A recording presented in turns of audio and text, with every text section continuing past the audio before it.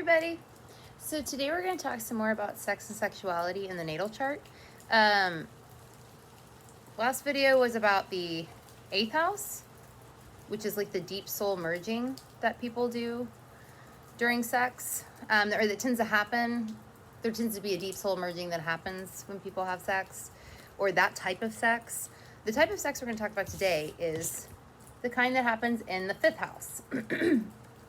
In the fifth house is creative self-expression. It is, it's risk-taking. It's pleasure. I think of it as like the pleasure house.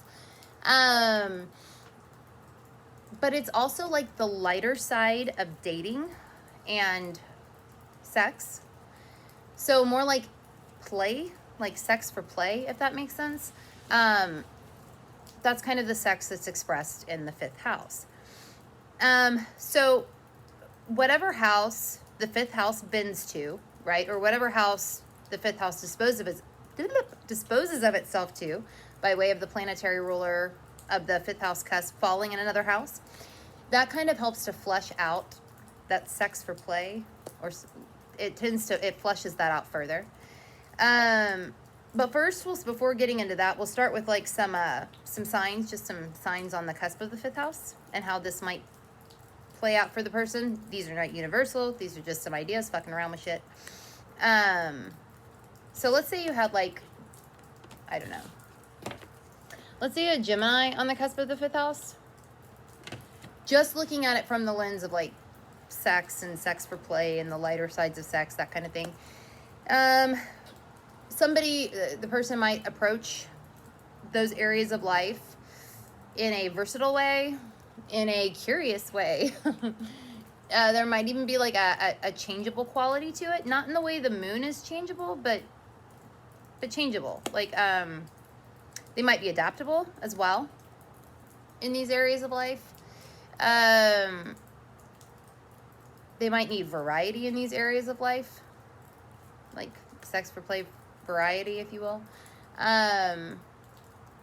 Those sorts of things. The sign is how something is expressed. So let's say you have something like Libra on the cusp of the 5th house. You might be dealing with somebody who maybe sex for play or what have you. Maybe this balances them. Maybe this or leaves them imbalanced. That's always possible too, because Libra is always trying to balance the seesaw. So that's possible too. It depends on everything else going on in the chart as to how exactly that would play out. Perhaps sex for play or sex for fun is the aesthetics are important. Perhaps there's like an artistry to it. Maybe they're easygoing in this way, or yeah, those kinds of Libra notions. Let's say you had Capricorn on the cusp of the 5th house. Maybe sex for play is you feel more limited in being able to do that, or restricted in your ability to be able to do that. Maybe you're more cautious about this. Maybe you handle sex for play in a more cautious way, or in a more serious way. It might, perhaps for this person, it might be harder to do the sex for play thing, or just for a good time. That's not universal though. I mean, I have seen Capricorn on the 5th house cusp where it didn't seem like that was the case, but that could, it could manifest that way. Perhaps sex for play gives them a sense of mastery. It's always possible too. So wanted to do a couple of examples about that. Now, let's talk now about planetary dispositors, because those are really important to help flesh this out further. Since I'm not actually looking at a chart, I'm not gonna go into like the signs and because I'm not looking at a chart, so I'd start getting real confused and forget what the fuck I'd said previously, and nothing would make sense. So, okay, so we'll just be looking at the planetary ruler of the 5th house falling in another house. Okay, so let's say the planetary ruler of the 5th house, whatever that might be, falls then in the 3rd house. Okay, maybe sex for play or sex for fun or those kinds of things. Maybe it'll tie into 3rd house notions. Maybe you, this is going to sound kind of silly, maybe you like fucking in cars because the 3rd house is vehicles. I'm kind of half joking when I say that. But it's always possible. It's just something to toss out. Maybe communication, sex for play, needs to bend to communication, to thinking. Maybe you like a lot of communication when you're fucking. It's possible. Lots of talking, like dirty talk. Maybe sex for play is something that's done logically. That's possible too. Maybe, you take more of a logical approach to it or a rational approach to it.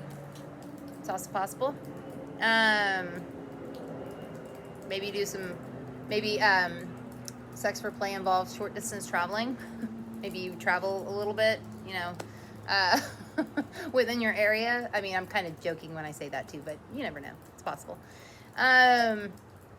Okay, so let's say you've got the ruler, the planetary ruler of the 5th house in the 7th house. So sex for play, sex for fun, the lighter sides of sex will bend to or bestow its power to close one-on-one relationships. So that might be a big deal in your close one-on-one relationships. Sex for play, sex for fun. Having sex for fun might be a really big deal in your one-on-one relationships. You'd think that'd be a big deal for everybody, but for some people it might not be as big of a deal. It might be a bigger deal for this person. There might also be, depending on where the planetary ruler falls, if the planetary ruler of the 5th house falls in the 7th house conjunct the descendant, the lighter sides of sex and sex for fun, sex for play might be tied in with the shadow somehow, the shadow part of oneself. That's always possible. Keep that in mind if it happens to, fall conjunct the descendant. That it doesn't have to go that way, but it certainly can. Okay, let's say you've got the planetary ruler of the 5th house in the 8th house. The 8th house being the other house that deals with sex and sexuality. Perhaps this person, the lighter side of sex and sex for play, that kind of thing. It could be that this person doesn't do that so well. They tend to make those lighter sides of those lighter sorts of sexual relationships, or what should be lighter sorts of sexual relationships, much more soul merging than perhaps they should be all of the time. That's not universal, but I have noticed a trend when you see the ruler of the 5th house and the 8th house. Sometimes it means that person doesn't do the lighter sides of sexuality so well. There tends to be like an intensity and a soul merging that happens no matter what kind of sexual relationship it is. That's not a bad thing though. It's not a good thing. It's just a thing, But depending on everything else going on in the chart, will kind of give you an idea as to how that manifests. The problem here can come in when the person is trying to make relationships that really should just be sex for fun into something that they're not. That would be where it might kind of get screwy. So keep that in mind. Sex for fun could also be like a transformative experience for these people. That's always possible too. Let's say you've got the planetary ruler of the 5th house in the 9th. The lighter sides of sex and sex for fun, they might be something the person really believes in or finds truth in. They might find meaning in these kinds of relationships and these kinds of activities. They might, this might help them to expand themselves. It's possible too. They might even travel long distances. Sex for fun might be something that they travel long distances to do. Maybe they have a thing for people from other cultures or other countries. That's always possible. I'm None of these are universal. I'm kind of half kidding when I say that, but not necessarily, because it can play out like that. It just sounds kind of silly. But but yeah. You'd also want to obviously take into account the planets that happen to fall in the 5th house. If any planets fall there, any planets that fall in the house where the planetary ruler of the 5th house falls. So like if it falls in the 9th house, you'd also want to take into consideration any planets in the 9th house.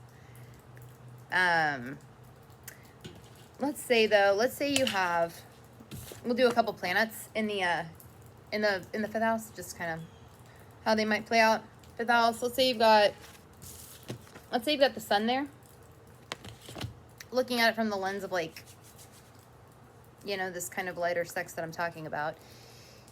Perhaps vitality is found there, because the sun is like what needs to be expressed. Vitality is what might need to be expressed through that vehicle. Well-being, perhaps ego and identity are expressed through this, along with other 5th house notions. Confidence is another one, or lack thereof could also play in.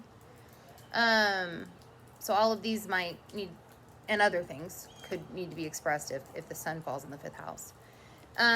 Let's say you've got Venus in the 5th house.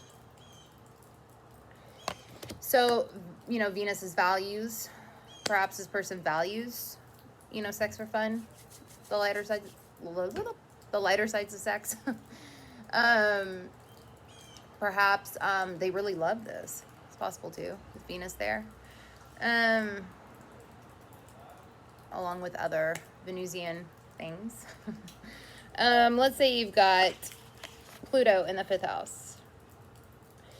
So there might be like, this person, there might be power that's expressed in lighter sorts of sexual relationships. There could be power struggles. The person could just find power this way. They might, there could be a destructive, Pluto does destroy, it does rebuild though. So there could be like a destructive quality to it. There could be, not universal, but there could be a destructive quality to the lighter sides of sex and dating. It's always possible. But might also rebuild too. There can also maybe transformation happens. Transformation is what is needed to be expressed through the vehicle of sex and date, like the lighter sides of sex and dating and stuff. But there's usually like an intensity there. So these people with Pluto in the 5th, they may or may not, or an intensity and an extremity, there could be. So these people might also not do these lighter sides of sex and sex for fun quite as lightly as perhaps this house wants to do these, if that makes sense. Anyway, I'm going to get going. But take a look in your chart. I mean, this sex and sexuality stuff is a little bit more... I get if nobody wants to comment on their own chart with this, but if you want to, leave a comment saying, you know, where the planetary ruler of the 5th house falls and how that house might play in with the lighter sides of sex for you. If you feel like it. I know it's more personal. I don't really expect a whole bunch of people to do that. But yeah, I'm going to get going. If you want to follow us on Instagram, you can find us at Let's Fuck With Astrology. I am at Saturn Season Astrology on Instagram. Natalie is at Paternal Astrology on Instagram. If you want to like or subscribe or whatever the fuck people do with videos on YouTube, you can find us by searching for Let's Fuck With Astrology in the YouTube search bar. If you're already watching this on YouTube, you can like and subscribe below. If you do the Reddit thing, come join us on the subreddit Let's Fuck With Astrology. And if you're interested in the star cards, go to letsfuckwithastrology.com/star-cards. Okay, y'all. I'll see y'all later.